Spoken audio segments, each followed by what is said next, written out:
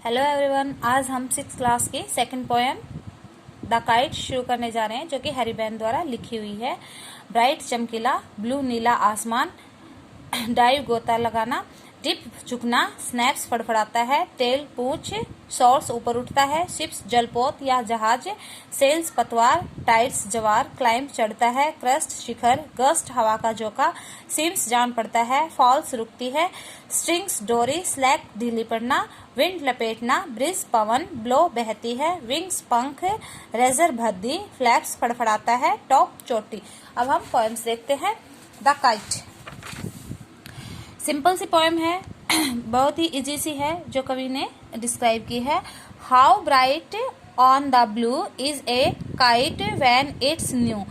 कवि कहता है कि जो how bright on the blue, कि जो नीले आसमान के अंदर एक जो पतंग जब नई होती है तो वो किस तरीके से चमकती है, कितनी सुंदर लगती है। With a dive and a dip it snaps its tails, और उसकी जो पूंछ है, यानी कि जो पतंग है, वो नीले आसमान के अंदर, चमकीले आसमान के अंदर इस तरीके से गोता लगाती है जैसे एक समुद्र के अंदर एक गोताखोर है वो गोता लगा रहा हो। Then soars like a ships with only a sails, जिस तरीके से समुद्र के अंदर एक जो शिप होती है, जहाज है, वो जब समुद्र के अंदर चलता है, समुद्र के पानी के ऊपर चलता है तो वो ऊंचा नीचा उठता रहता है। बिल्कुल जो पतंग है वो भी ऐसे ही ऊंची नीचे उठ रही है, यानी कि आसमान का नीला रंग और समुद्र का जो पानी है उसका भी नीला रंग है। वो इसीलिए लिया गया है कि उसको समुद्र के साथ कंपेयर कर रहा है, ये आसमान को समुद्र के साथ कंपेयर कर रहा है। Climb to the crust of a gust and pulls, और as over tides of winds it rides, और जब हवा जब उठती है तो जैसे समुद्र के अंदर जब ज्वार आता है तो हवा उठती है, तो ऐसा लगता है कि वो जो हवा है उस ज्वार के ऊपर बिठा के उस पतंग को टॉप तक पहुंचा देती है। यानी कि वो समुद्र के अंदर जो जहाज चल रहा है उस जहाज को संभालने वाला सिर्फ एक ही पतवार है, एक ही सेलर्स है।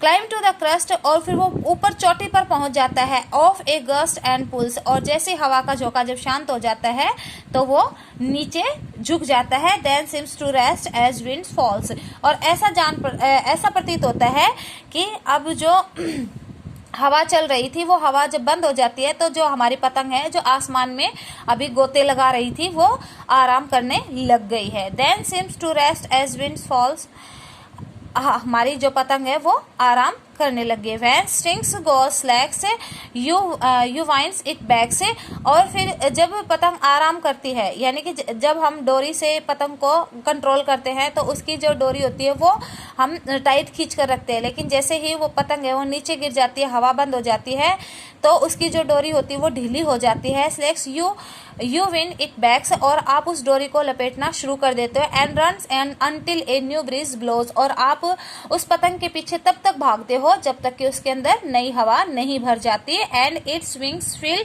एंड अप इट गोज, और उसकी जो पतंग है उसके पंखों के अंदर जब तक कि हवा नहीं भर जाती आप तब तक भागते रहते हो, और जब उनके अंदर हवा भर जाती है तो वो पतंग है वो दोबारा से नीले आसमान के अंदर उड़ना शुरू कर देते। How bright on the blue is a kite when it was new, जब वो नीले आसमान के अंदर पतंग है वो उड़ना शुरू कर देती है। ऐसा लगता है कि एक नीले चमकदार आसमान के अंदर एक नया पतंग है वो अभी उड़ रहा है। But a rage things you never will see, लेकिन एक जो भद्दी चीज है जो आपने कभी भी नहीं देखी होगी। When it flaps on A strings in the top of a tree, जब लेकिन जो भद्दी चीज है वो चीज ये है, जब पतंग है वो पेड़ के ऊपर, पेड़ की चोटी के अंदर फंस जाती है और उसके अंदर अटक जाती है, तो अपनी ही डोरी में फड़फड़ाती रहती है।